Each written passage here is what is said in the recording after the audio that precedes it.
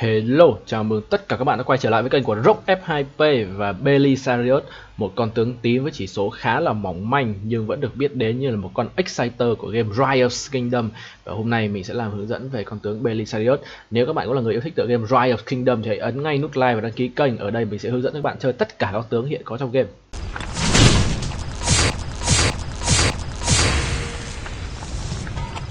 Flavius Belisarius, hay còn được gọi là Belisarius, là một vị tướng của đế quốc Byzantine và ông là một người đóng vai trò cực kỳ quan trọng trong cái kế hoạch tham vọng của hoàng đế Justinian I nhằm khôi phục lãnh thổ Địa Trung Hải của đế quốc Tây La Mã từng bị rơi vào tay của Man tộc gần một thế kỷ trước đó. Và cho đến thời điểm ông qua đời thì cùng với hoàng đế của mình, hai người này đã góp phần mở rộng lãnh thổ của đế quốc Byzantine thêm khoảng 45%. Ở trong game Rise of Kingdom thì Belisarius được cung cấp một cái bộ kỹ năng thiên về hỗ trợ cũng như là một cái độ linh động rất là cao với ba cái bảng talent là kỵ binh, giữ gìn hòa bình và linh động.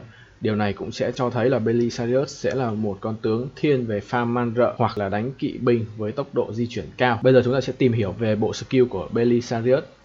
Với chiêu 1 là sự lừa dối, gây sát thương trực tiếp cho mục tiêu. Ở trong lượt tiếp theo, hệ số sát thương 400 và giảm 30% tấn công và 30% phục thủ của mục tiêu trong 2 giây. Cái sát thương 400 thực sự là vô cùng bé luôn, kể cả đối với một con tướng tím thì sát thương 400 rất là thấp. Nhưng ở đây nó có một cái debuff khá là ngon, nó sẽ debuff 30% tấn công của đối phương, giảm 30% tấn công của đối phương và 30% phòng thủ. Thì cái này có một cái lưu ý nữa, đó là nó sẽ gây sát thương trong lượt tiếp theo. Có nghĩa là khi mà con Beli này ra skill ấy thì ngay lập tức đối phương sẽ bị giảm công, giảm thủ, và cái lượt tiếp theo nó sẽ ra sát thương 400. Thì điều này nó cũng sẽ giúp phần là tăng cái sát thương của lượng 400 này lên. Cái việc debuff duy trì trong 2 giây cũng giúp cho vị tướng phụ đi kèm với Belisarius sẽ được tăng sát thương. Skill thứ hai của Belisarius là không thể cưỡng lại sát thương do quân đội của chỉ huy này lãnh đạo, gây ra cho người man rợ tăng thêm 35%. Thì đây là một skill khá là ngon đối với những bạn mà mới chơi, và hiện tại ở cái nick mình đang chơi lại ở Kingdom 2372 ấy, thì mình cũng đang sử dụng Belisarius làm vị tướng chính. Đơn giản bởi vì khi mà đầu game ấy các bạn đánh man rợ nó khá là khó khăn, việc có thêm một cái sát thương để tăng lên man rợ này sẽ giúp các bạn farm dễ hơn.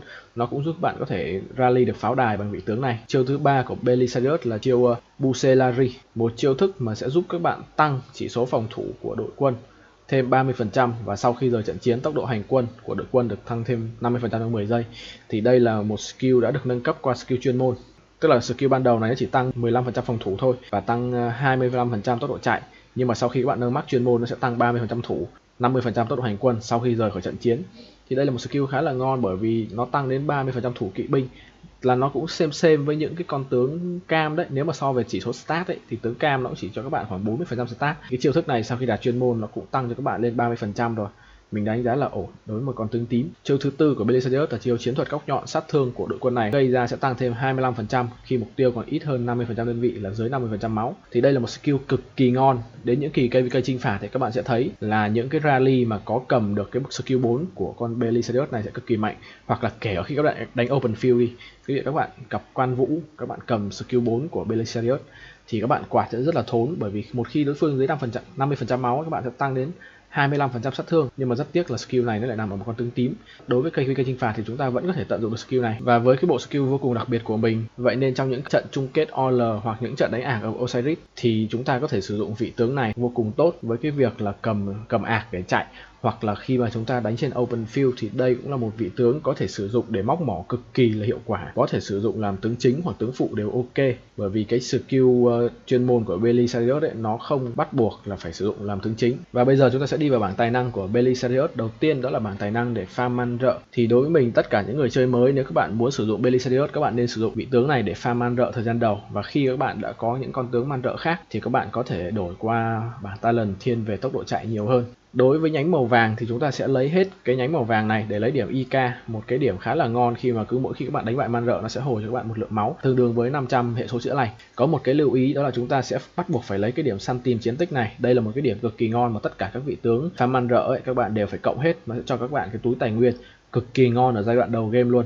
Chính như vậy mình đã nói rồi, hiện tại đầu game mình sẽ chọn con tướng này để làm khởi đầu. Có một cái điểm đây là điểm sức mạnh phi thường, nó sẽ tăng sát thương khi các bạn rally pháo đài. Thì nếu mà bạn nào muốn sử dụng Beli để rally pháo đài thì có thể cộng cái điểm này.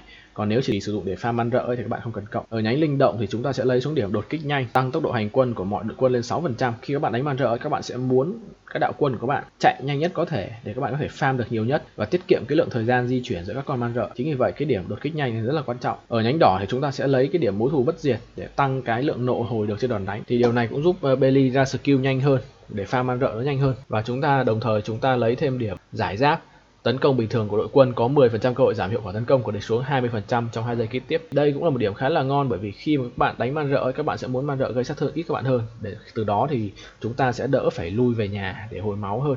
Kết hợp với chiêu 1 của Bailey nữa, các bạn có thể pause lại để nhìn cái bảng talent này cho rõ. Và tiếp theo là bảng talent thiên hoàn toàn về tốc độ chạy, bảng talent móc mỏ và nhặt rune của mình. Đối với bảng talent này là bảng talent mình sẽ tập trung hoàn toàn vào tốc độ chạy của kỵ binh để giúp cho Bailey có thể đi nhặt rune cũng như là móc mỏ đối phương thật là tốt. Ở đây thì đối với nhánh giữ gìn hòa bình, mình vẫn lấy xuống điểm ở dưới là điểm ngựa nòi. Nó sẽ tăng tốc độ hành quân của mọi đội quân lên 9%. Thì có nhiều người lầm tưởng là để có một đội quân đi móc mỏ tốt, các bạn sẽ cộng mắc cái nhánh xanh linh động, nhưng hoàn toàn không phải là như vậy. Ở đây chúng ta sẽ tập trung lấy những cái điểm mà tăng tốc độ diễu hành của mọi đội quân dẫn dắt thôi. Còn đối với những điểm, ví dụ như cái điểm cuối cùng này đi, điểm quản lý thời gian là tăng tốc độ hành quân của mọi đội quân khi không chiến đấu, thì cái việc này nó cũng chỉ giúp các bạn tăng thêm 10% tốc độ chạy, nhưng khi bị đánh các bạn sẽ chạy chậm lại thì các bạn sẽ khó bứt tốc hơn. Đối với bảng talent này thì mình tập trung hoàn toàn vào lấy những điểm tăng tốc độ chạy mà không có điều kiện. Chứ còn ví dụ những skill này đi, khi bị tấn công bởi kỹ năng chủ động của đối phương thì mới tăng tốc độ hành quân. Thì ở đây mình dư điểm mình cộng vào cái điểm này thôi. Các bạn có thể pause lại cái bảng talent này nhìn cho rõ. Về trang bị của Belisarius thì không có gì nhiều để nói. Ở đây chúng ta sẽ nhắm tới một cái set lộng gió có talent kỵ binh. Cái phụ kiện kêu gọi sự trung thành này tăng tốc độ diễu hành thêm 5%, thì các bạn sẽ chơi cây cây chinh phạt, các bạn sẽ mua bằng shop khi các bạn đánh ở trong hoàng hôn. Nó khá là rẻ, các bạn hoàn toàn có thể lên được item này từ cây VK 4. Còn đối với vũ khí và quần ấy thì chúng ta sẽ lựa chọn là cái kích tiên phong xanh lá và cái quần xanh lá này. Thì cả hai món này đều rất là ngon so với những trang bị khác, đó là nó chỉ cộng một mình chỉ số cho kỵ binh thôi, phòng thủ kỵ 5%, sức mạnh kỵ 4%, tổng cộng thêm cái talent nữa là chúng ta đã được 12% stat của kỵ rồi. Còn như cái này thì nó cũng cho chúng ta thêm 7% stat kỵ, rất là ngon. Về ghép tướng cho Belisarius thì chúng ta có khá là nhiều sự lựa chọn. Một sự lựa chọn ngon bổ rẻ nhất thì có lẽ là thương sĩ giết rồng rồi, cũng tăng cho chúng ta thêm tốc độ hành quân của kỵ binh thêm 10%. Thì đầu game các bạn có thể sử dụng vị tướng này để kẹp chung với Bailey. Vị tướng thứ hai cũng rẻ không kém, đó là Landlord, cũng tăng tốc độ chạy của kỵ binh nhưng ít hơn, chỉ 5% thôi. Nhưng bù lại thì khi mà Landlord thấp máu ấy cũng sẽ được tăng thêm chỉ số chạy cũng như là tăng thêm sát thương. Giai đoạn đầu thì mình nghĩ là chúng ta sẽ mắc con thương sĩ giết rồng này sớm thì chúng ta sẽ kẹp với con tướng xanh lá này, sau đó chúng ta đổi kẹp Landlord. Về các lựa chọn tướng tím để cặp với Bailey thì chúng ta có rất nhiều sự lựa chọn. Thứ nhất là Pelagius, một con tướng tím cũng là kỵ binh khác, có một skill Nuker một mục tiêu và hồi nộ, tăng stat cho kỵ binh, rất là ngon. Đồng thời cũng tăng thêm hệ số chữa lành, hồi máu. Nó sẽ giúp phần là khắc phục đi cái việc là Bailey là một con tướng mỏng manh. Một con kỵ binh khác có thể kết hợp được cũng là tướng tím luôn, đó là Baiba. Thì Baiba sẽ có một skill Nuker giảm tốc độ chạy của 5 mục tiêu và một skill Nuker dưới dạng AoE.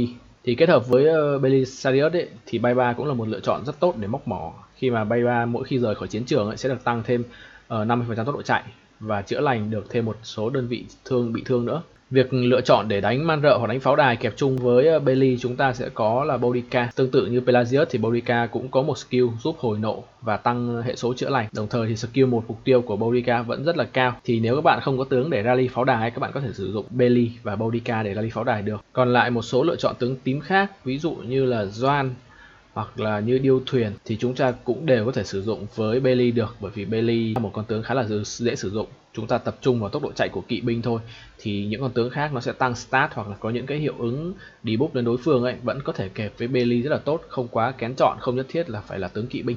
Còn đối với tướng cam thì vị tướng phù hợp nhất với Bailey có lẽ không ai khác chính là Cao Cao, với một skill Nuker một mục tiêu gây sát thương 1004, đồng thời giảm 40% tấn công và 10% tốc độ hành quân của mục tiêu trong 3 giây. Như vậy kết hợp với skill 1 của Bailey ấy, chúng ta sẽ có một combo mà có thể giảm tấn công của đối phương lên tới 5 giây liên tục. Trong trường hợp là chúng ta sử dụng con tướng nào, sử dụng Bailey chính, Cao Cao phụ.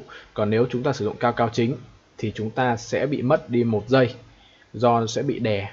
Đó, hơi bất lợi một chút nên chúng ta sẽ sử dụng Bailey chính, Cao Cao phụ.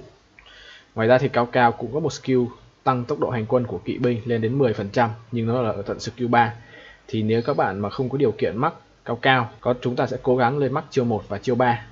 Ngoài ra cao cũng có thể sử đánh man rợ và cũng có khả năng hồi nộ hồi máu kết hợp rất là tốt với Bailey. Một lựa chọn thứ hai mà các bạn có thể kẹp với Bailey được mà cũng khá là dễ lên, đó là Minamoto. Mina cũng có tốc độ hành quân và cũng thường tấn công kỵ binh. Thì đối với Mina, nếu mà chúng ta lên mắc, các bạn sẽ phải tốn chi phí khá là nhiều. Nếu các bạn muốn lên Mina, các bạn có thể mắc 2 chiêu đầu là đã đủ để kẹp với Bailey đánh giai đoạn đầu rồi. Có thể sử dụng móc mỏ hoặc là PK cũng rất là tốt, khi mà chiêu 1 của Mina cũng vẫn là gây sát thương rất cao. Ngoài ra thì chúng ta cũng có thể kẹp Bailey với con tướng quốc dân Saladin. Thì Saladin cũng có tốc độ hành quân kỵ binh nhưng chỉ 5% thôi, và cũng tăng tới tổng cộng 40 stat cho kỵ binh. Nó cũng giúp cho cái đạo mà Bailey với Saladin ấy nó sẽ khỏe rất là nhiều, rất là trâu. Nhưng mà mình khuyến khích các bạn là nên xài Saladin chính, Bailey phụ.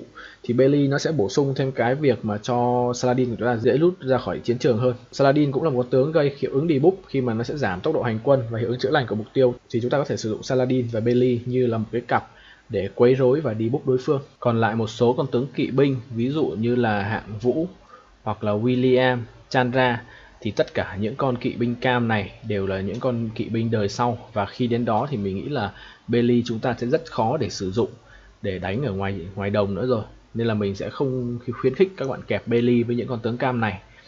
Thì có một số con tướng cam mà các bạn vẫn có thể kẹp được, đó là một số con tướng cam từ chìa vàng. Ví dụ chúng ta có thể kẹp với Mộc Lan để làm một đạo búp tăng sức khỏe, cũng như là debuff đối phương bằng cái việc giảm sát thương, kết hợp với chiêu 1 giảm công giảm thủ của Bailey, chiêu 2 của Mộc Lan cũng giúp đối phương bị giảm nộ nữa.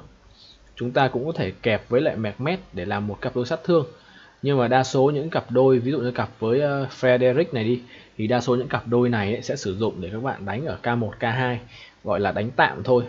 Chứ còn về sau thì chắc chắn chúng ta sẽ sử dụng cặp đôi Bailey với lại Cao để móc mỏ là chính. Và vừa rồi là clip hướng dẫn về Bailey Sarius của mình. Và nếu các bạn cũng là người yêu thích tựa game Rise of Kingdom và muốn tìm hiểu thêm về tất cả những con tướng khác trong game, thì hãy đừng quên cho mình ngay một nút like và đăng ký kênh. Ở đây mình sẽ hướng dẫn các bạn về tất cả những event hay nhất, tất cả những cách chơi tiết kiệm nhất và cách chơi tất cả những con tướng có trong game. Hẹn gặp lại các bạn trong những clip sau.